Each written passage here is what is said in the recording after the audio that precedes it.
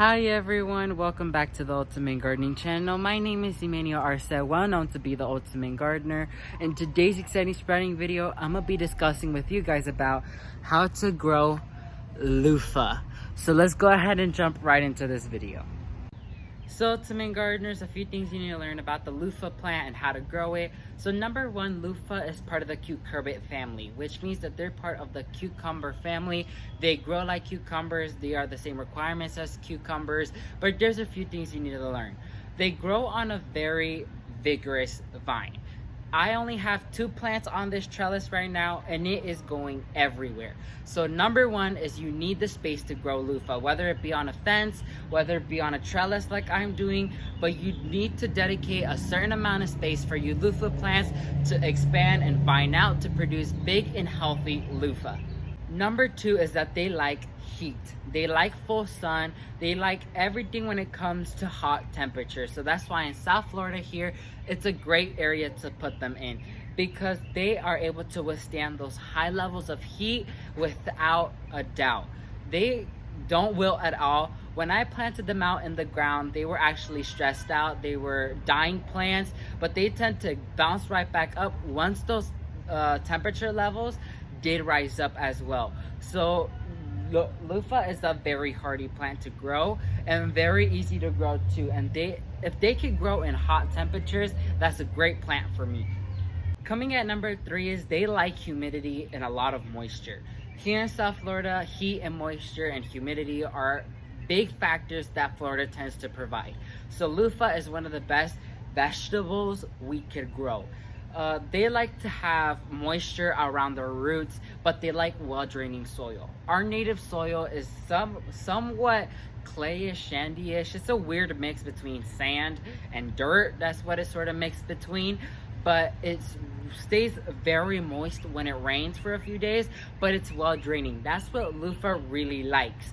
When I planted the plants out, like I previously said, the temperatures did rise and we did have constant rain during that week. So that was 2 main factors that allowed my loofahs to jump right back up and perform like there's no tomorrow.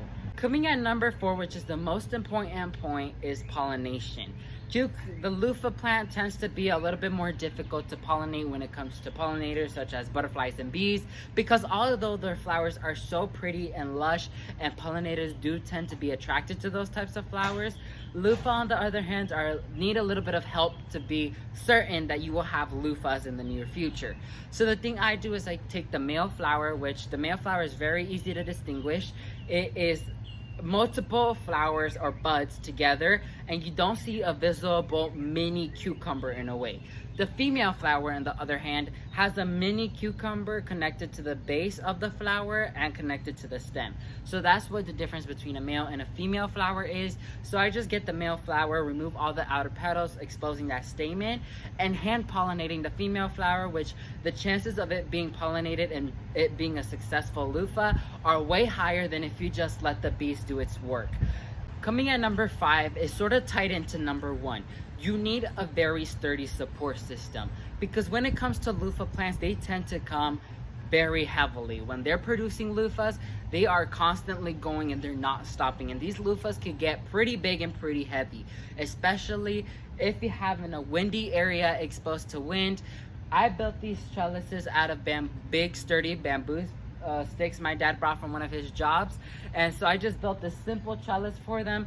It's sturdy and it will withstand the heaviness of these loofahs when they are developing, and so that's one of the main factors you need to learn when it comes to loofah, because they do tend to become top heavy and you do not want something weak withstanding that plant, because the vine will end up breaking, the loofahs will end up falling, and your vine is going to be a total disaster. So having a sturdy support system is best for the plant.